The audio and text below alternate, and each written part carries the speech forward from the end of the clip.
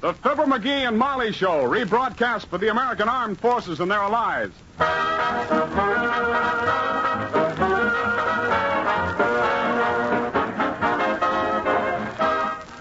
For you soldiers, sailors, Marines, and Coast Guardsmen, it's time for Billy Mills and his orchestra, the King's Men, Ransom Sherman, Arthur Q. Bryan, and Fibber McGee and Molly.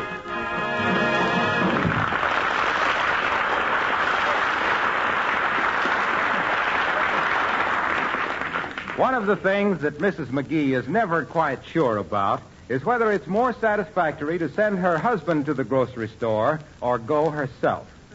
At the moment, however, she's trying it the hard way once again. As we meet Fibber McGee and Molly. Now, let me get that again. A loaf of bread, half a dozen eggs, and a can of corn. Is that all? That's all. Mm-hmm. Shall I write it down on a slip of paper for you? Why, certainly not. My gosh, anybody that couldn't remember three simple little items like a loaf of bread and a can of corn and that other... Half a dozen eggs. Half a dozen eggs. I got it. How about some meat? We're all out of meat points. Okay, that's what we'll have then. What? Leg of nuttin'. Well, here I go, laughing and scratching. Corn, eggs, and bread. Corn, eggs, and bread. So you have the phone call put on our bill, too. What phone call? The one where you called me up and asked me what was it besides eggs and bread? Don't worry, Snooky. I got it.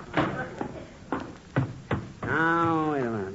Let me see. Cornbread and eggs. Cornbread and eggs. Cornbread and eggs. Seems to me there was three things she wanted. Eggs, cornbread, and something else. Oh, well, she'll be expecting me to call up anyway. Say, excuse me, but could you tell me what... Well, I'll be a... If it isn't good, well, by George, it certainly is. Well, how are you, old man? Why, I'm fine. Well, but... I set these grips down a minute. Uh-huh. Here, put her there. Boy, it's grand to see you again after all these years. You're looking great. Well, thanks. Well, you're looking great, too. It's been so many years since we met. I can't believe it's really you. Oh, yeah, it's me, all right. But you... Well, you filled out a little, though. Yeah. Broader in the shoulders.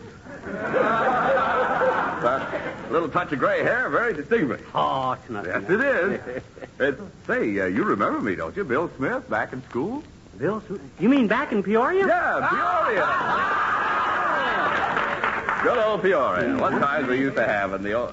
Say, you are. I mean, I haven't made a mistake, have I? Your name is... McGee. Fibber McGee. You had it right.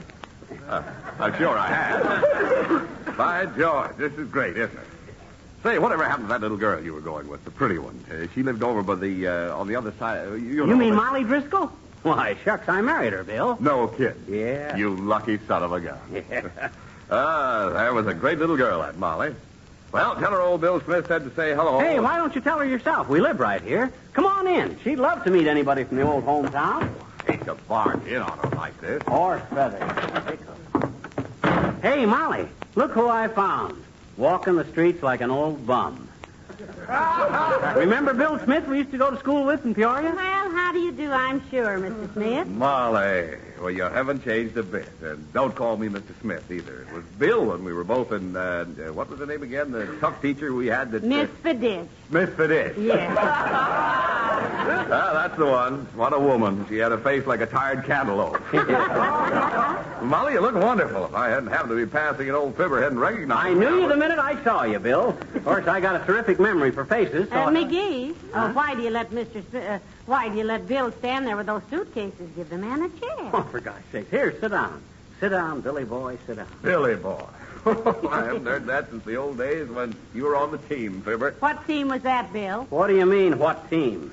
I was second blade on the Mumbledy Peg team, wasn't I? Oh, this is wonderful. Just arrived in town, and I meet up with two of my old school day friends. You know, sometimes I... Oh, pardon me. Oh, come right in, Alice, dear. Well, I was just going Hi, Alice. Oh, your daughter, McGee? Amazing resemblance. No, Alice isn't our daughter, William. She's just... Oh, not your granddaughter.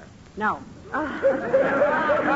Jeepers, I'm not really a relative at all, Mr. Oh, excuse me. Mr. Smith, this is Alice Darling. Alice, shake hands with our old school chum, Bill Smith. Delighted to meet you, Alice. How do you do? Alice is doing war work at the airplane plant, Mr. Smith. She's a welder, Bill. Carrying the torch for several thousand aviators, you might say. No relation, eh? Well, I would have Oh, thought. I'm not really related, Mr. Smith. But after all, Mrs. McGee has been just like a mother. Like a big sister. Thanks for the reduction in rank, dear. And Mr. McGee is sort of a second father to me. In fact, he acts a lot like my real father, especially when I forget my key at night and he has to come down and let me in. Oh, I don't mind, Alice.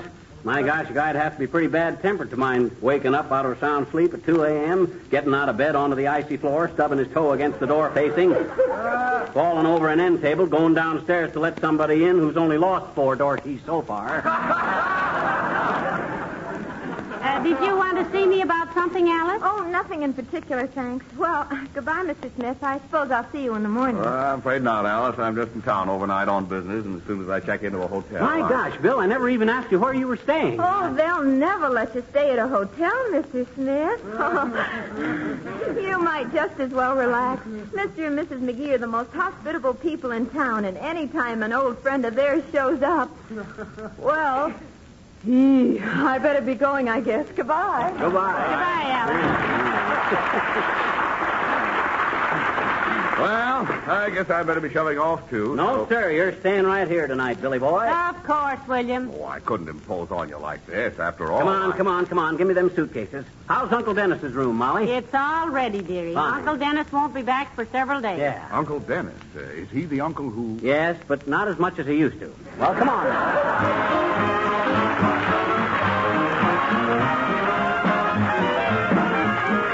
Billy Mills and the orchestra playing Temptation.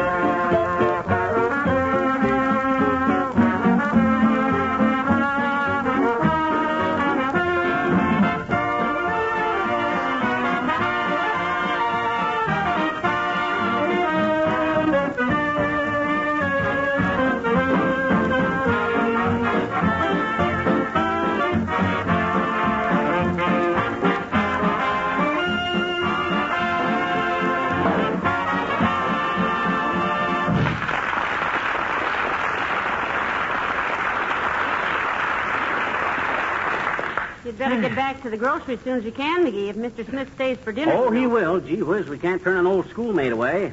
Incidentally, what does this Mr. Smith do, McGee? Search me. I hated to ask him. And there's nothing in his wallet that gives a clue. In his wallet? Yeah, nothing but $65 in cash, some credit cards, 2 mutual tickets from Hialeah, a card with his wife's birthday and wedding anniversary wrote on it, and a recipe for how to make a gimlet. Oh, a gimlet. Maybe he's a tool maker. Ah, could be. Say, McGee, what were you doing going through the man's wallet? Aren't you ashamed of yourself? Why, Molly, you know I wouldn't do a thing like that. All that stuff fell out of his wallet when it dropped on the floor when I shook his coat. Oh, well, Well, where is he now? He's washing up. Says he'd be right down.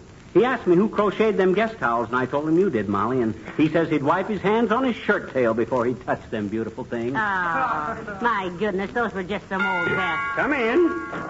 Oh, Mr. Wellington. Good day, good day. Mrs. McGee, how charming you look. And McGee, how? How? Say, if you two Potawatomis want to make big medicine, the squaw can go chip a few arrowheads.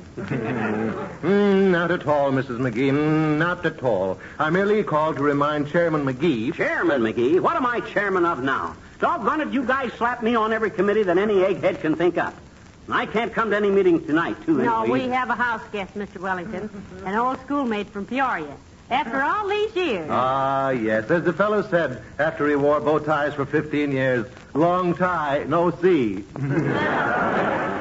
But there's nothing like meeting old friends. Now, you take my half-brother. Why? Well, frankly, I don't want him. What good is half a brother? Try to borrow $20, and what do you get? 10. Play a game of golf with him, and what does he do? Quits after 9 holes. Say, is he the brother that keeps turning his head and winking at you, Mr. Wellington? You know, the one that ran the lighthouse for so many years? No, that is my cousin, Torpid Wellington. Oh, yeah. My cousin once removed, which everyone agrees wasn't often enough. Well, it must be wonderful to be a half-brother and only have to sit through part of a double feature. What does he do, Sig? He is an executive of that factory on Oak Street, the one that manufactures the cedar chests. Oh, yes. Do you know that in 1927 they made only 724 cedar chests? But in 1943, I repeat that, in 1943, they made 4,367. Isn't that some? Somewhat. Chest expansion? Well, try and make the meeting if possible, old fellow. A fond toodaloo to you, Mrs. McGee, and to you, McGee. Ooh.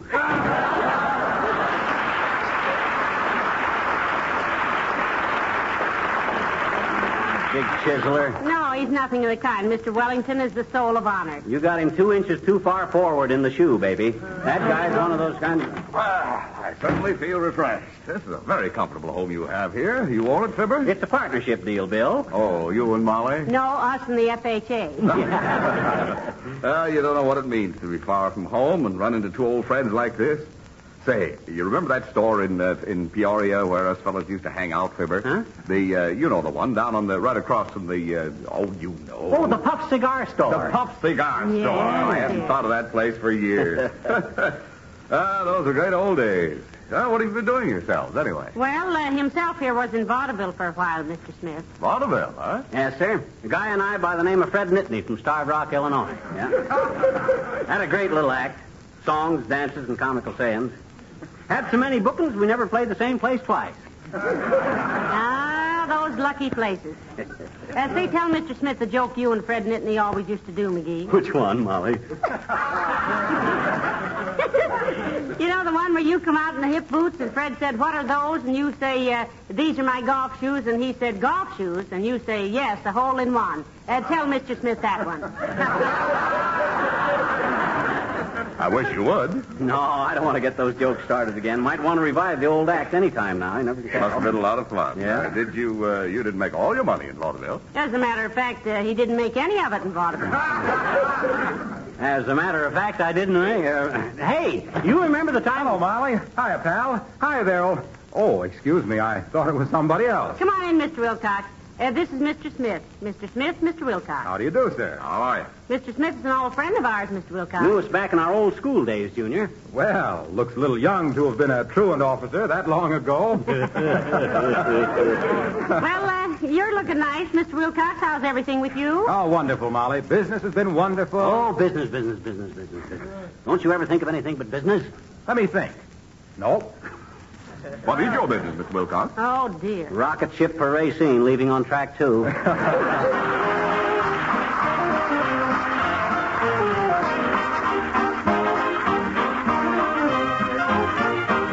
The King's Men singing Sourwood Mountain. I've got a gal in the Sourwood Mountains. Hold it down, fiddle-I-day. She won't come and I won't call her. Hold it down, fiddle-I-day. Roosters are crowing in the Sourwood Mountains. Hold it down, fiddle-I-day. So many pretty gals I can't count 'em. Hold it down, fiddle-I-day. Big dogs barking, the little ones will bite ya. Hold it down, fiddle-I-day. Big girls courting, the little ones fight ya. Hold it down, fiddle-I-day. My true love lives up in Ledger. Hold it down, fiddle-I-day. She won't come and I won't fetch her. Hold it down, fiddle-I-day. My true love lives over the river. Hold down, a fiddle, come some of them days. A few more jumps and I'll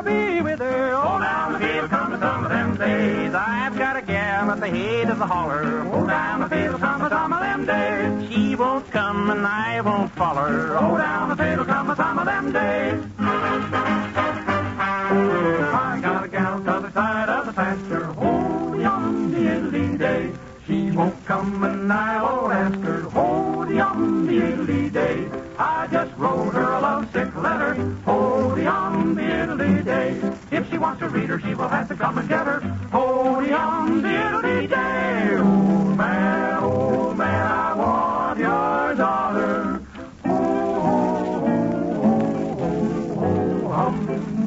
She must bake and carry me water.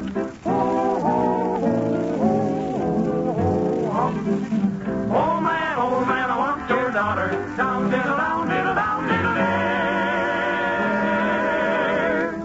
She must bake and carry me water. Oh, diddle, hi, diddle, hey, diddle, what is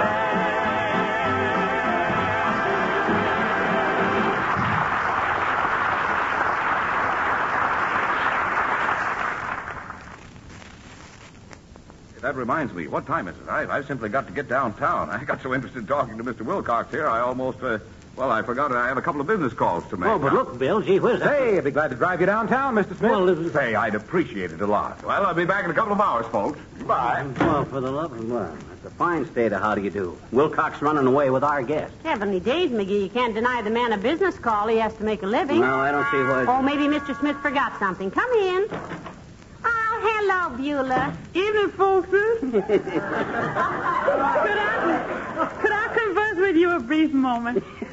Why, sure, Beulah, sure. What's on your mind? Well, thank you, sir. Mrs. Toops want to know. Mrs. Toops, that's where I work, at the Toops. Yeah, we know. Well, Miss Toops, she was playing contact bridge this afternoon, and she won a bottle of mint sauce, and she want to know, can she borrow enough meat points so she can get a shoulder of lamb? Well, I'm sorry, Beulah. Tell her we're short of meat points ourselves. Borrow enough meat points for a roast. That woman has got more brass than the Boston Symphony. Got no brass. Look at you.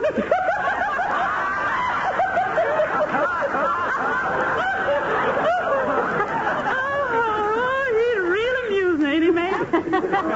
Well, don't ask me, Beulah. The woman can't testify against her own husband, you don't. By the way, Beulah, do you wear a uniform over at Toops's? Yes, and Mr. Toops say I ought to wear a 10-gallon hat, too, on account of I'm so at home on the range. How do you dress on the days when they have company? Well, sir, first I put on my shoes and my hose, then I get out of bed and I listen to my... Who want to know that?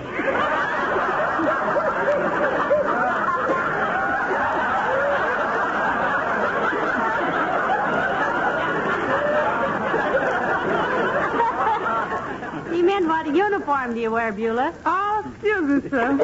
I do wear the usual, a little white apron and a banana on my head. You mean bandana? Yes, and that's what I said, banana. Well, thank you much, folks, and don't forget, if and you ever need a good cook, I'm a specialist on, what's your favorite dish, Mr. McGee? Squab and wild rice. Oh, that's my specialty. Yes, and I make it with plain rice. Huh? Because when it seems a squab, it go wild. Well, good night.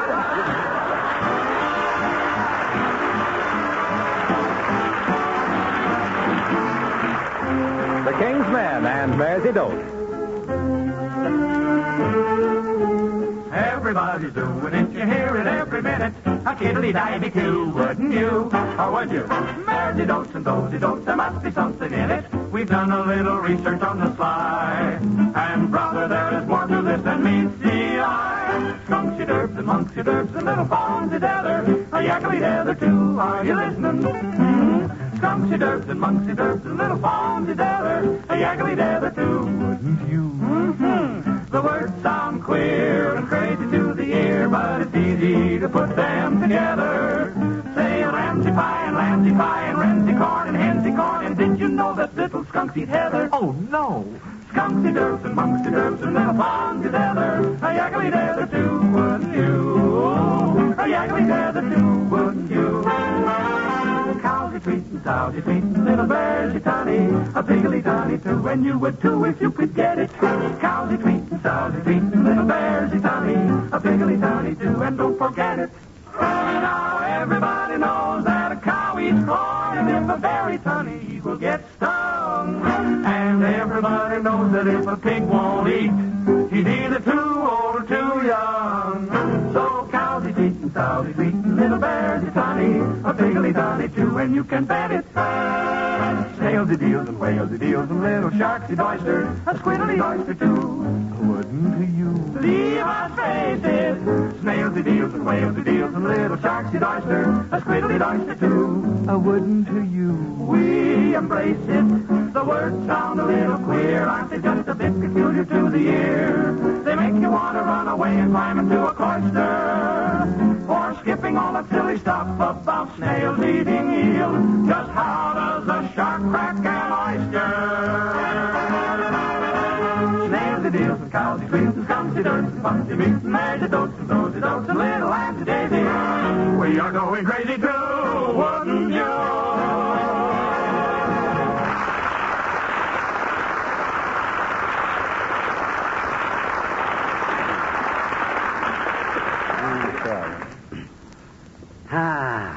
How do you like these cigars, Bill? They're good, aren't they? Oh, swell, Fibber. They're great. How long have you been smoking?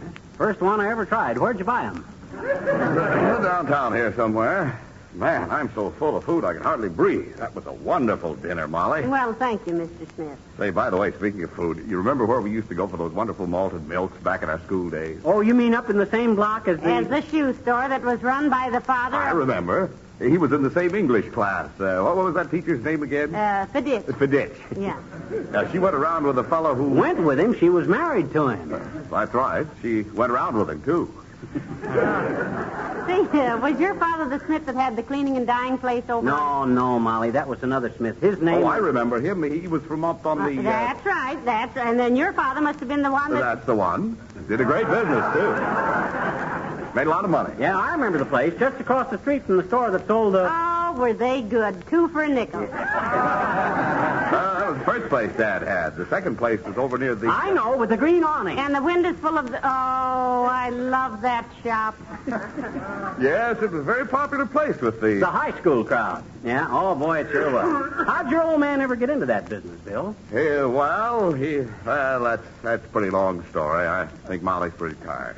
I'd love to sit around and gab all night, but I've got a long train ride tomorrow, and... Well, that was a wonderful dinner, Molly. Well, I'm so glad you enjoyed it, Mr. Smith. Say, I put an extra blanket on your bed in case it turned cold tonight. Thanks a lot. McGee, you're a lucky man. Well, she's a lucky woman, too. I paid for the blanket. Well, good night. Good night. Good night, Billy boy. Say, what on earth was that silly routine we were doing? I don't know. You mean about the green awning and Sure. street? I don't know. I'm kind of baffled myself. You know, the more I see of Mr. Smith, the less I can remember him. Mm-hmm. Are you sure we know him? Why, sure, I'm sure. He come right up to me on the street and called me by name, didn't he? And asked how little Molly Driscoll was. My gosh, if he wasn't the real thing, he'd never... Who's that? Who makes calls at this time of night? Come in, Doctor. Hello, Dr. Gamble. Hello, Molly. Saw you light and thought I'd stop and say hello. Hello, slum child. Who's the proud papa? Proud Papa. Don't tell me you bought a decent cigar. Hmm? That doesn't smell like your usual brand of mildewed buggy whip. Well, it was given to him by our house guest doctor, an old school chum from Peoria. Yeah, sorry you weren't here earlier, Doc. Like to have had you met him. Yes, I'm sorry, too. Any school chum of yours would be a curiosity to me. You must show me your third-grade diploma sometime. Oh, now, Dr. McGee went further than that. Don't talk to us about education, you silly aspirin peddler. The only reason you turned out to be an ear specialist is because you peeked over so many people's shoulders at examination time. Why, you ignorant little ignoramus. It's no wonder you wound up working for whom you do, the way you must have polished apples to get through the elementary grades. Why, Is that so? Why you big... Boys, be quiet. Mr. Smith is asleep. Why, you big egotistical, swell-headed, Phi-Beta cap pistol. You couldn't study your way through Mother Goose. And any time you can show me a high school diploma, you phony little infinitive splitter, I'll eat it in the window of Kramer's drugstore with lettuce and mayonnaise. Now, boys, please don't do that. Look who's talking. Why, I've been further under the barn looking for eggs than you ever went in your whole college career. You test tube titmouse. Yeah? And the only reason I took up medicine is so that I could wear rubber gloves and strangle stupid little biological Say, before I forget it, McGee. What? Haven't we got a cribbage game scheduled for tomorrow? McGee said you did. At the Elks at 2:30. Yeah, can you make it, Doc? I'll be there. Good night. Good night, Doctor. So long, kid.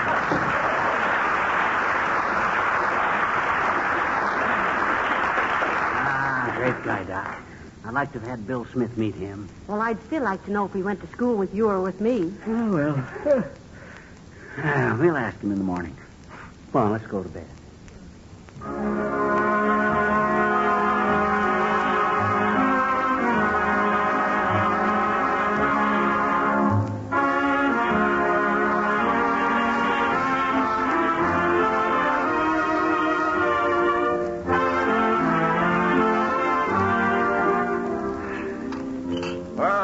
Wonderful breakfast, Molly. Well, I'm glad you enjoyed it, Mr. Smith. How'd you sleep? Like a top.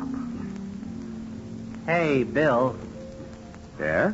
Well, Molly and I got to talking about everything last night, and we're kind of puzzled. Which one of us did you go to school with? Yes, you know, McGee and I were several grades apart in school. Well, you've been too nice to me to be a rat any longer. I didn't go to school with either one of you. What? In fact, I've never been in Peoria in my life. Well, heavenly days. Well, doggone it, what was the idea of giving us that old childhood playmate business? Look, did you ever try to rent a hotel room in this town?